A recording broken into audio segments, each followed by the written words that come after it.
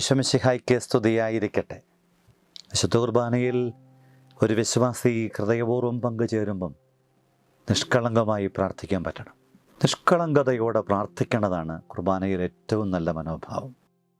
ഇന്ന് പലപ്പോഴും കുർബാനയിലെ പ്രാർത്ഥനകളൊക്കെ നിഷ്കളങ്ക ഭാവത്തോടെ അതിൽ പങ്കാളിയാവാൻ നമുക്ക് സാധിക്കുന്നില്ല. ഒത്തിരി പേരും ഇന്ന് കുർബാനയിൽ കാഴ്ചക്കാരൻ, പാട്ടുകാരും കുറച്ചാളുകളും കൂടെ നടത്തുന്ന ഒരു കലാപരിപാടി പോലെ കുർബാന മാറുകയാണ്.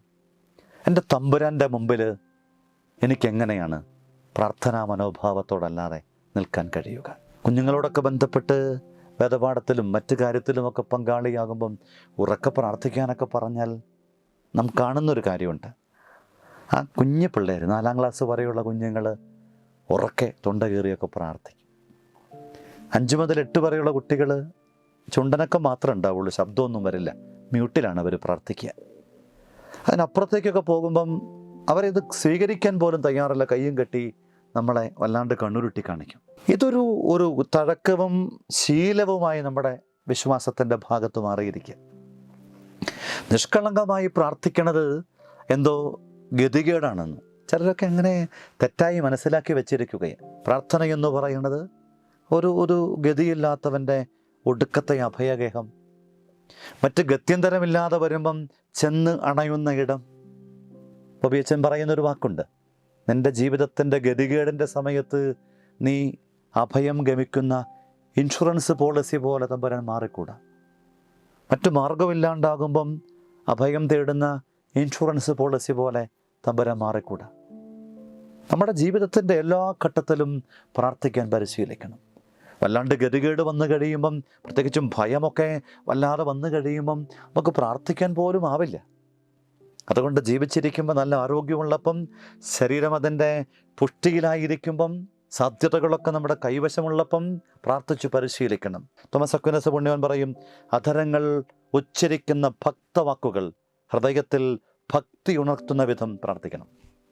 അധരത്തിൽ വരുന്ന വാക്ക് ഉള്ളിൽ നിന്നിങ്ങനെ അഭിഷേകത്തോടെ പുറപ്പെടുന്ന വിധം അതിനൊരു അടിവേരുണ്ടാവണം. വെറുതെ ഇങ്ങനെ അധരത്തിൻ്റെ ഒരു വ്യായാമം മാത്രമായിട്ട് ഈ പ്രാർത്ഥന മാറിക്കൂടെ. നിഷ്കളങ്കമായി കുഞ്ഞുങ്ങൾ പ്രാർത്ഥിക്കുന്നത് പോലെ. ഒരു കുഞ്ഞിൻ്റെ പ്രാർത്ഥനയെക്കുറിച്ച് ഒരമ്മ എന്നോട് പറഞ്ഞു, ഭാര്യയും ഭർത്താവും തെല്ല് പിണക്കത്തിലും അകലത്തിലും കഴിയണേ. ഒരു 4 വയസ്സുള്ളപ്പം മുതൽ എന്നും മാതാവിൻ്റെ അടുത്ത് കൊണ്ടുപോയി പൂക്കളൊക്കെ വെച്ചിട്ട് ഈ കൊച്ചു കുഞ്ഞ് എൻ്റെ പപ്പയും മമ്മിയും ഒരുമിച്ച് വരുന്നത്, അവർ ഒരുമിച്ച് ചേർന്ന് ആത്മീയതയുടെ അനുഗ്രഹ വഴികളോട് ഹൃദയപൂർവ്വം ചേരുന്നതൊക്കെ സ്വപ്നം കണ്ട് പ്രാർത്ഥിക്കുന്ന കഥയൊക്കെ പറഞ്ഞു. എത്ര ലളിതമാണെങ്കിലും അതിസുന്ദരമാണ്. ചില പ്രാർത്ഥനകളൊക്കെ ലളിതമാണെങ്കിലും അതിശ്രേഷ്ഠമാണ്. അതുകൊണ്ട് തന്നെയാണ് വിശുദ്ധ കുർബാനയോട് ബന്ധപ്പെടുത്തിയിട്ട് വിശുദ്ധരെഴുതിയ പ്രാർത്ഥനകളെ നാം ഒന്ന് ആഴത്തിൽ ധ്യാനിച്ചു കഴിയുമ്പം അത്ഭുതം തോന്നും. ചിന്തിക്കാൻ കഴിയാത്ത വിധം അത്ര മനോഹരമായിട്ട് വിശുദ്ധ കുർബാനയെ ഇങ്ങനെ ആഴത്തിൽ ഉൾക്കൊണ്ടുകൊണ്ട് അതിൻ്റെ ആത്മീയതയെ മുഴുവനും ലോകത്തിന് കൊടുക്കാൻ തക്ക വിധം അഭിഷേകത്തിൻ്റെ പ്രാർത്ഥനകൾ എഴുതി വെച്ചു. വിശുദ്ധ കുർബാനയെക്കുറിച്ച് ബെനവഞ്ചർ പുണ്യവാനും വിശുദ്ധ പാദ്രി പിയോയും അതുപോലെ വിശുദ്ധ മദർ തെരേസയും ഒക്കെ, കാതറിൻ ഓഫ് സിയന്ന, ഇങ്ങനെ വിശുദ്ധ കുർബാനയെ ഇങ്ങനെ സ്നേഹിച്ച് അതിനോട് ചേർന്ന് ഈ പ്രാർത്ഥനയെ അതിൻ്റെ നിഷ്കളങ്ക ഭാവത്തോടെ മനസ്സിലാക്കിയപ്പോൾ അത്ഭുതങ്ങളേറെ സംഭവിച്ചത് വിശുദ്ധർ പരിചയപ്പെടുത്തുന്നുണ്ട്. ദൈവദാസൻ ഹെൻറി സൂസെ പറയുന്നുണ്ട്, ദിവ്യബലി പോലെ ദൈവം മനുഷ്യൻ്റെ പ്രാർത്ഥന കേൾക്കുന്ന മറ്റൊരിടമില്ല. വിശുദ്ധ കുർബാന പോലെ നമ്മുടെ പ്രാർത്ഥന ദൈവം കേൾക്കുന്ന മറ്റൊരിടമില്ല. അതുകൊണ്ടാണ് കുട്ടഞ്ചൻ ബിഷപ്പ് പറഞ്ഞത്, കുർബാനയിൽ ഈശോ ചോദിച്ചതൊക്കെ തരാൻ റെഡിയാണ്. കിട്ടുന്നില്ലെങ്കിൽ ഓർക്കണം, യോഗ്യതയില്ലാതെ നീ ചോദിക്കുന്നത് കൊണ്ട്, നിൻ്റെ പാത്രത്തിന് ഒരുക്കമില്ലാത്തത് കൊണ്ട്. ആ ബോധ്യത്തോട് കൂടിയിട്ട് പരിശുദ്ധ കുർബാനയിലൊക്കെ പങ്കെടുത്തേ.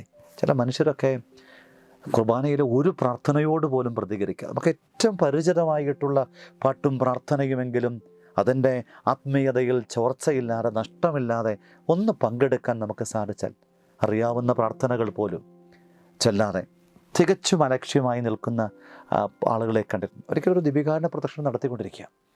മനുഷ്യരെ മുഴുവനും ഇങ്ങനെ വളരെ തീക്ഷ്ണതയോടെ പ്രാർത്ഥിക്കുക. ഒരു പെരുന്നാളിൻ്റെ സന്ദർഭത്തിലാണ് കുറച്ച് ചെറുപ്പക്കാർ ആ പള്ളിയുടെ പുറത്തു നിന്ന് തികച്ചും അവഹേളനാപരമായിട്ട് പ്രാർത്ഥിക്കുകയാണ്. എന്തൊരു സങ്കടം വന്നെന്നറിയോ? കാരണം എന്താ? വിശുദ്ധ കുർബാനയുടെ ഏറ്റവും ശ്രേഷ്ഠമായിട്ടുള്ള പ്രകടമായിട്ടുള്ള ഒരു പ്രവൃത്തി, കുർബാനയിൽ സംഭവിച്ച അതേ അത്ഭുതത്തെ പ്രദക്ഷിണ വഴിയിലൂടെ നമ്മുടെ ജീവിതത്തിൻ്റെ അടുത്തേക്ക് കൊണ്ടുവരിക. സ്വർഗം ഇങ്ങനെ ഇറങ്ങി വരിക. അവിടെ പോലും അലക്ഷ്യമായ അശ്രദ്ധയോടെ ഇരുന്ന് അവഹേളിക്കുന്ന ശരീരഭാഷയിലായിരിക്കുക എന്ന് വെച്ചാൽ അതൊരു വല്ലാത്ത നിന്ദനാപരമായ പ്രവൃത്തിയല്ലേ. ഓർക്കണം, ഈ ബെർണാഡ് പുണ്യവാൻ്റെ ദർശനത്തിൽ കണ്ട മനോഹരമായിട്ടുള്ളൊരു കഥയുണ്ട്. ഒരു സന്യാസ ഭവനത്തിൽ സന്യാസികൾ പ്രാർത്ഥിക്കാനിരിക്കുമ്പം അവരുടെ അരികിലിങ്ങനെ ഒരു മാലാഖ, എല്ലാവരുടെ അടുത്ത് മാലാഖയിരിക്കുന്നു. ചില ആളുകളുടെ അടുത്ത് മാലാഖ ഇങ്ങനെ സ്വർണം കൊണ്ടാണ് എഴുതുന്നത്, എന്നുവെച്ചാൽ പരിപൂർണതയുള്ള പ്രാർത്ഥനയാണ്. വേറെ ചില ആളുകളുടെ അടുത്തിരുന്നുകൊണ്ട് മാലാഖ എഴുതുന്നത് വെള്ളിയാണ്, എന്നുവെച്ചാൽ കുറച്ചും കൂടെ ഡിഗ്രി കുറഞ്ഞു. സ്വർണം കൊണ്ടും വെള്ളി കൊണ്ടും പിന്നെ മഷി കൊണ്ടെഴുതുന്നു. ചിലയിടത്ത് മഷി കൊണ്ട് എഴുതണേ. വീണ്ടും പ്രാർത്ഥനയിൽ അശ്രദ്ധയും അലക്ഷ്യമായിട്ടുള്ള പലതും ഉണ്ടാകും. വേറെ ചില ആൾക്കാരുടെ അടുത്ത് മാലാഖ എഴുതുന്ന പോലുമില്ല, വെറുതെ നിൽക്കുക. കാരണം എന്താ? തികച്ചും അലക്ഷ്യമായിട്ട്. ഇപ്പം മൊബൈലൊക്കെ ഉപയോഗിച്ച് പ്രാർത്ഥിക്കുന്ന ഒരു കാലം വന്നിരിക്കുന്നു. യാമപ്രാർത്ഥനകളും മറ്റ് പ്രാർത്ഥനകളുമൊക്കെ അത് ശരിക്കും പറഞ്ഞാൽ നമ്മെപ്പോലും നാം അറിയാതെ അപകടപ്പെടുത്തും. ഇടയ്ക്ക് വരുന്ന സന്ദേശങ്ങളിലേക്ക് ശ്രദ്ധ പോകാനായിട്ട്, അതെന്താണെന്നറിയാനായിട്ടുള്ള ഒരു സ്വാഭാവിക കൗതുകം നമ്മളിലൊക്കെ ഇല്ലേ? ഒരു പച്ച മനുഷ്യൻ നമ്മളിൽ നാം പോലും അറിയാതെ നമ്മുടെ തീറ്റ കൊടുത്ത് വളർത്തുന്നില്ലേ? ആ മനുഷ്യൻ നമ്മളെ അപകടപ്പെടുത്തും. പ്രിയപ്പെട്ടവരെ, സ്നേഹപൂർവ്വം വിശുദ്ധ കുർബാനയിൽ നിഷ്കളങ്കമായ പ്രാർത്ഥനയോടെ അറിയാവുന്ന പ്രാർത്ഥനകളൊക്കെ ഉറക്കെ ചൊല്ലിയിട്ട്, അല്ല മനുഷ്യരിങ്ങനെ ഒരു പള്ളിയിലൊരു കാർന്നവരുടെ കഥ പറയുന്നത് കേട്ടു. ഏറ്റവും മുമ്പിൽ നിന്നുകൊണ്ട് ഉറക്കെ പ്രാർത്ഥിക്കുക കുർബാനയിലൊക്കെ. അപ്പോൾ ഏതോ ഗതി കിട്ടാത്തവനാണെന്ന് ഓർത്തിട്ട് അദ്ദേഹത്തെ ധ്യാനഗുരു പരിചയപ്പെട്ടപ്പം അത്ഭുതം തോന്നി. ആ മനുഷ്യൻ ആ ദേശത്തെ ഏറ്റവും സമ്പന്ന, എന്നിട്ട് ഒരു നാണവുമില്ലാതെ, ആ വാക്ക് ഞാൻ ബോധപൂർവ്വം ഉപയോഗിക്കുക, അങ്ങനെയൊക്കെ വലുതായി കഴിയുമ്പം, സമ്പത്തായി കഴിയുമ്പം ഉറക്കെ പ്രാർത്ഥിക്കേണ്ടതൊക്കെ നാണക്കേടായി മാറുന്ന കാലത്ത് ഒരു നാണവുമില്ലാതെ അദ്ദേഹം പറഞ്ഞത്, ഞാൻ സമ്പന്നനാകും മുമ്പേ ഒരു ദാരിദ്ര്യത്തിൻ്റെ കഥയുണ്ടായിരുന്നു. അന്ന് ഇവിടെ നിന്നേ, വലുതാകുമ്പം സമ്പത്ത് വരുമ്പം ദൈവത്തെ മറക്കാൻ എൻ്റെ അപ്പം പഠിപ്പിച്ചിട്ടില്ല. നിഷ്കളങ്കമായ പ്രാർത്ഥനയോടെ നമുക്ക് ബലിയോട് ചേരാം. നമുക്ക് പ്രാർത്ഥിക്കാം.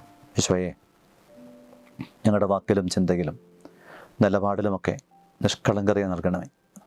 കുർബാനയിൽ പങ്കെടുക്കുമ്പം ഒരു കുഞ്ഞിൻ്റെ നിഷ്കളങ്കതയോടെ ഉറക്കെ പ്രാർത്ഥിക്കാൻ, ഉണർവോടെ പ്രാർത്ഥിക്കാൻ, തീക്ഷ്ണതയോടെ പ്രാർത്ഥിക്കാൻ, തമ്പുരാൻ്റെ കൃപയോട് ചേർന്ന് ജീവിക്കാൻ ശക്തിപ്പെടുത്തണേ.